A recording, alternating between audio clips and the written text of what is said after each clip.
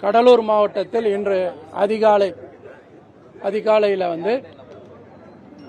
எம்புதூர் திருப்பாப்புலியூர் அருகே எம்புதூரில் ஒரு வழிபறி மற்றும் புதுச்சத்திரம் அருகே இருக்கக்கூடிய இரண்டு பகுதியில் அந்த பைபாஸில் இருக்கக்கூடிய பகுதியில் 3 இடங்கள்லையும் லாரி டிரைவர்களை அரிவாளால் வெட்டி செல்போன்களையும் மற்றும் பணத்தையும் பறிமுதல் செய்திருக்கிறார்கள்.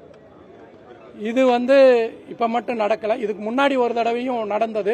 நாங்கள் அதற்கோசரம் தனிப்படைகள் அமைக்கப்பட்டு அந்த குற்றவாளிகளை கண்டுபிடிக்கும் பொருட்டு தனிப்படைகள் திருப்பாப்புலியூர் ஆய்வாளர் சந்திரன் தலைமையில் தனிப்படை அமைக்கப்பட்டது.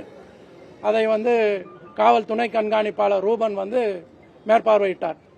ஸோ இன்றைக்கு அதிகாலை நடந்த சம்பவத்திற்கு அந்த குற்றவாளிகளை கைது செய்யும் பொருட்டு இந்த தனிப்படையினர் வெவ்வேறு இடங்களில் சோதனை செய்து அந்த குற்றத்தில் ஈடுபட்ட நபர்களை கைது செய்திருக்கிறார்கள். அதில் இந்த கும்பலுக்கு தலைவராக இருந்தவர் விஜய் என்ற மொட்டை விஜய். இவர் எம்புதூர் அந்த டிபி ஹாஸ்பிட்டல் பின்னாடி இருக்கக்கூடிய ஒரு தோப்புல பதுங்கி இருப்பதாக ரகசிய தகவல் கிடைத்தது. அதன் பேரில் ஆய்வாளர் சந்திரன் தலைமையில் காவல் தனிப்படையினர் அங்கே போகிறாங்க. போகும்போது அங்கே 2 சக்கர வாகனம் நின்று இருக்கிறது. அந்த தோப்பில் போயிட்டு தேடுறாங்க. தேடும்போது சடனாக புதர்லேருந்து வந்த இந்த விஜய் முதல்ல காவலர் கோபியை வெட்டுறாரு.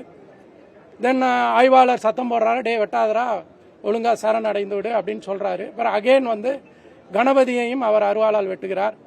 அதனால் வேற வழியின்றி ஆய்வாளர் அவர்கள் தன்னை காத்துக்கொள்வதற்கும் காவலர்களை காப்பதற்காகவும் ஒரு ஃபயர் பண்ணியிருக்காரு. அது 3 ரவுண்டில் உடனடியாக அவங்க ஜீப்லேயே அவனை காப்பாற்றும் பொருட்டு இங்கே ஜிஹெச் கொண்டு வந்திருக்காங்க. வரும் வழியில் இறந்து விடுகிறார். இப்போ இந்த கணபதி மற்றும் கோபி ஆகியோர்களுக்கு கொஞ்சம் படுகாயம் அடைந்து அந்த சிகிச்சையை பெற்று வருகிறார்கள். இந்த விஜய் என்ற மொட்டை விஜய் திலேஸ்பேட்டை அப்படின்ற பாண்டிச்சேரியை சார்ந்தவர். இவர் மேலே 30க்கும் மேற்பட்ட வழக்குகள் உண்டு. என்னென்ன வழக்குகள்லாம் வழிப்பறி, கூட்டுக்கொள்ளை, கொலை முயற்சி மற்றும் கொடூர ஆயுதங்கள் வைத்திருக்கக்கூடிய மிகப்பெரிய கொடும் குற்றவாளி. கடலூர் மாவட்டத்தில் 3 வழக்குகள் உள்ளது. விழுப்புரம் மாவட்டத்தில் 5 வழக்குகள், பாண்டிச்சேரியில் 22 வழக்குகள் உள்ளது இவர் மேலே இதுவரைக்கும் எங்கள் வரைக்கும் தெரிந்தது.